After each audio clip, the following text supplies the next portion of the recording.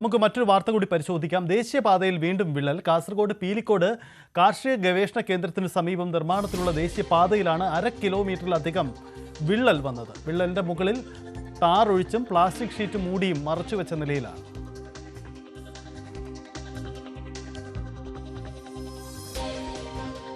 രാജേഷ് പയ്യന്നൂർ നമുക്കൊപ്പം ചേരുന്നു. രാജേഷ്, എന്താണ് ഈ കാഴ്ച? വലിയ തരത്തിലുള്ളതാണോ ദേശീയപാതയ്ക്ക് അവിടെ വിള്ളൽ വീണിരിക്കുന്നത്?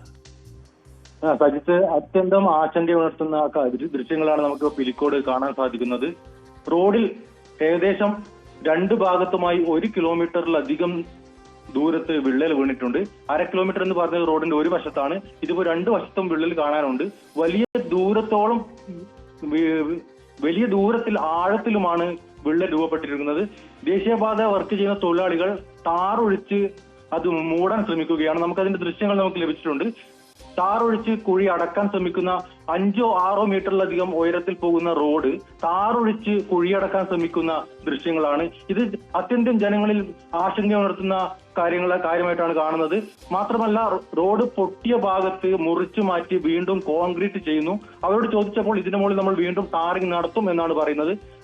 ഒരു അശാസ്ത്രീയമായ നിർമ്മിതിയുടെ എല്ലാ ദൃശ്യങ്ങളും നമുക്ക് ഇപ്പോൾ പീലിക്കോട് കാർഷിക ഗവേഷണ കേന്ദ്രത്തിന്റെ സമീപത്ത് നിർമ്മാണത്തിലിരിക്കുന്ന ദേശീയപാതയിൽ കാണാൻ കഴിയുന്നുണ്ട്. സജിത്ത്, യെസ്, അതാണ് ദേശീയപാതയിൽ വലിയ വിള്ളൽ രൂപപ്പെട്ടിട്ടുണ്ട്. പയ്യന്നൂരിൽ നിന്നും രജീഷാണ് വിവരങ്ങൾ നൽകുന്നത്. എന്തായാലും രജീഷ് സൂചിപ്പിക്കുന്നത് പോലെ 1/2 കിലോമീറ്ററിലധികം റോഡിൻ്റെ ഇരുവശങ്ങളിലും വിള്ളലുണ്ട്. അത് വ്യക്തമാണ്, ദൃശ്യങ്ങൾ തന്നെ വ്യക്തമാണ്. ഇപ്പോൾ ആ ദേശീയപാത നിർമ്മാണത്തിലുള്ള തൊഴിലാളികളെത്തി അവിടെ ടാർ ഒഴിച്ചത് അടയ്ക്കാനുള്ള ശ്രമങ്ങളാണ് നടക്കുന്നത്.